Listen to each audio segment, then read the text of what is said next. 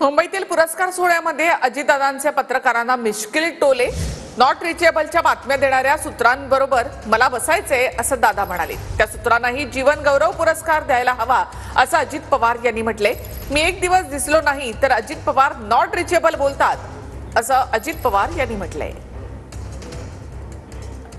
पुरस्कार वितरण समारंभाच्या निमित्तानं माझ्या मंत्रालयात वार्ताहर संघाला देखील विनंती आहे की सूत्रांना सुद्धा एखाद्या जीवन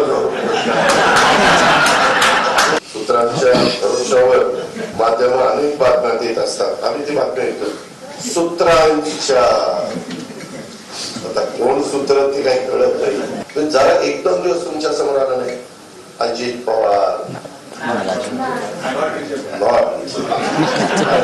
तुम्हाला घेऊन रिचेबल आम्हाला काय आमचं आयुष्य आहे का नाही. काहीतरी आम्हाला काही विश्रांती अजित पवार नॉट रिचेबल.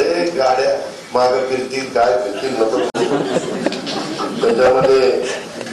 आणि परत सूत्रांच्या माहितीनुसार मला एकदा तुला घेऊन बसण्याचं कुठलं सूत्र आहे